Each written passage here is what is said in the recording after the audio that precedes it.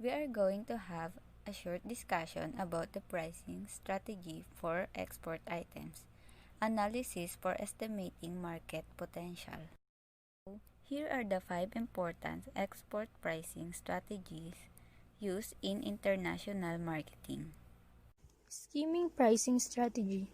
A pricing strategy in which exporter charges a very high price initially in order to recover the cost incurred on high promotional expenditure, research and development, etc., is known as a skimming pricing strategy.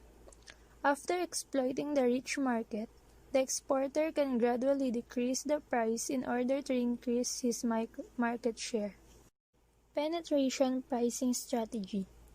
A pricing strategy in which an exporter charges a very low price initially in order to get hold of the market and drive away competitors is known as penetration pricing strategy. Sometimes, such a strategy is referred to as dumping. This strategy is suitable for the items of mass consumption. Transfer pricing.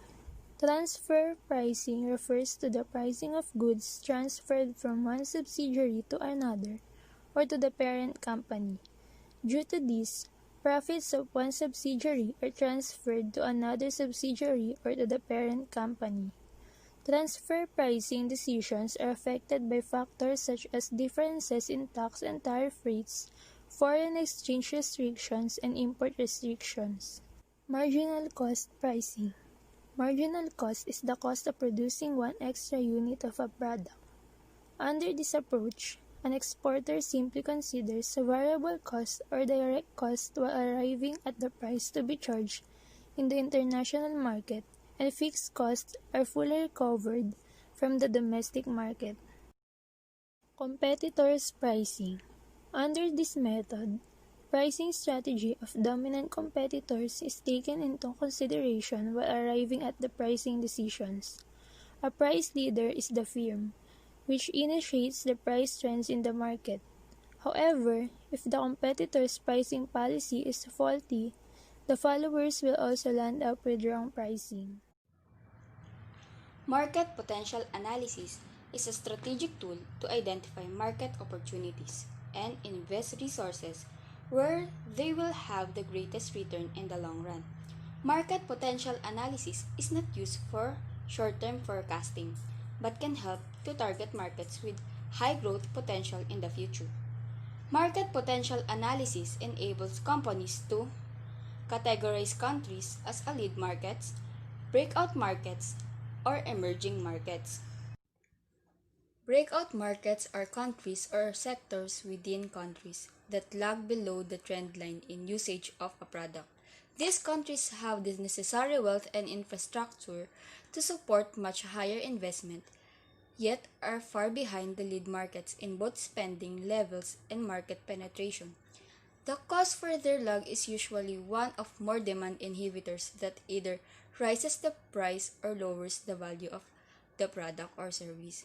When these barriers are surmounted, the result can be dramatic growth in emerging markets, also known as emerging economies or developing countries, are nations that are investing in more productive capacity. They are moving away from their traditional economies that have relied on agriculture and the export of raw materials. Leaders of developing countries want to create a better quality of life for their people.